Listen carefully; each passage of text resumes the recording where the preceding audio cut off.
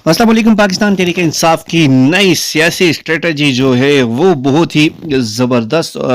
होने जा रही है। पाकिस्तान तहरीक इंसाफ अब ये कोशिश कर रही है कि किसी भी तरीके से जो जमातें धांधली पे शोर मचा रही हैं और जिनका नज़रिया एंटी इस्टेब्लिशमेंट है, उनको अपने साथ मिलाया जाए और एक ऐसी तहरीक शुरू की जाए कि जिस तहरीक की वजह से पाकिस्तान तहरीक इंसाफ को फ़ायदा मिल सके। इससे पहले पाकिस्तान तहरीक इंसाफ अकेले ये एक तहरीक चला रही थी, तो अब पाकिस्तान तहरीक इंसाफ के साथ कुछ पार्टियां मिल गई हैं। सिंध से अगर बात की जाए तो GDA एक ऐसी जमात है जो कि पाकिस्तान तहरीक इंसाफ के नज़रिए के साथ उनका जो नज़रिया है वो मिलता जुलता है, और इलेक्शन में धांधली के जो धांधली हुई है उस पर उन्होंने बहुत बड़ा एहतजाज अपना रिकॉर्ड कराया है। और उसके साथ साथ पाकिस्तान तहरीक इंसाफ के लोग भी उस एहतजाज में शरीक हुए हैं। बलूचिस्तान से पाकिस्तान तहरीक इंसाफ के साथ अब एक पार्टी जो है वो अचकज़ई की पार्टी है, जो कि पुख्तूनख्वा मिली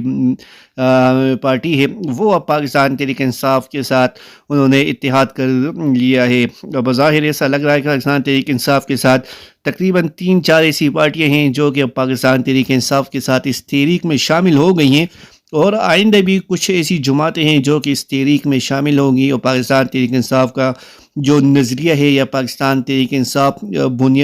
सियासी तौर पे और भी मजबूत होती जाएगी।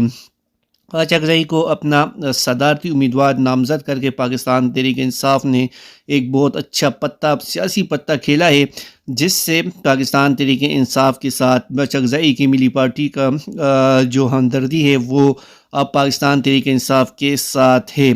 अवाम अचकज़ई मिली पार्टी का जो असर व रसूख है वो बलूचिस्तान में काफ़ी ज़्यादा है। जब कभी भी पाकिस्तान तहरीक इंसाफ अगर स्ट्रीट पावर अपनी दिखाती है तो बलूचिस्तान में एक मौसर आवाज़ पाकिस्तान तहरीक इंसाफ के साथ होगी, और ये मौसर आवाज़ जो है ये बहुत बड़ा एडवांटेज है पाकिस्तान तहरीक इंसाफ के लिए। सिंध से पाकिस्तान तहरीक इंसाफ के साथ अगर बात की जाए तो जमात इस्लामी जो अभी तक धांधली पे शोर मचा रही है, लेकिन अभी तक उन्होंने फैसला नहीं किया कि किस पार्टी के साथ जाना चाहिए, और ये जो तहरीक है धांधली की इसको ज़ोर पकड़ना चाहिए। लेकिन अभी तक जमात इस्लामी न्यूट्रल का किरदार अदा कर रही है। बज़ाहिर वो ये कह रही है कि धांधली हुई है, लेकिन अभी तक उन्होंने किसी एक पार्टी के साथ भी चलने का अपना मौक़िफ़ ज़ाहिर नहीं किया कि ये जो तहरीक चलाई जा रही है, जो धांधली हुई है, इसके ख़िलाफ़ तो अभी तक कोई ऐसी पार्टी उनके जहन में नहीं आई कि उसके साथ चला जाए। लेकिन अब ज़ाहिर यही लगता है कि तहरीक इंसाफ एक ऐसी पार्टी है जिसके साथ वो जा सकते हैं।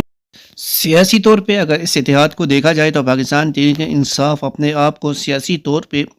बड़ी मजबूत करने जा रही है, और जो गलतियां पिछली हुकूमतों में पाकिस्तान तहरीक इंसाफ से हुई है अब वो ये गलतियां नहीं करने वाली, क्योंकि अब सियासी जमातों के साथ कुछ ऐसी सियासी जमातें हैं जिनको साथ मिलाकर चलना पड़ेगा। तो पाकिस्तान तहरीक इंसाफ को बड़ा फ़ायदा होगा। जब भी पाकिस्तान तहरीक इंसाफ अगर स्ट्रीट पावर दिखानी चाहे,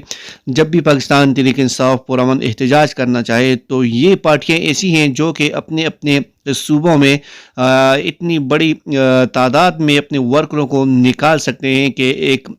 अच्छा और एक मुनज़्ज़म प्रोटेस्ट ये लोग कर सकते हैं। तो इसलिए पाकिस्तान तहरीक इंसाफ को इन सियासी पार्टियों को अब साथ मिलाना होगा और एक स्ट्रीट पावर बनना होगा, और पार्लियामेंट में भी एक मजबूत आवाज़ बनकर इनको चलना होगा। आज आपने 2-3 दिन पहले भी देखा पार्लियामेंट के अंदर जो हो रहा है वो बज़ाहिर ऐसा नहीं लग रहा कि ये पार्लियामेंट जो है ये अपनी 1 साल की मुद्दत भी पूरी करेगी। दूसरी जानब अगर देखा जाए तो ये हुकूमत जो है ये ज़्यादा अरसे तक चलने वाली नहीं है, या ज़्यादा वक्त ये हुकूमत चलेगी नहीं, क्योंकि जरदारी ने भी बड़ा खूब हाथ खेला है मुस्लिम लीग नून के साथ। ये वही जरदारी है जो कि इस हुकूमत को 1 साल के बाद से अदम एतमाद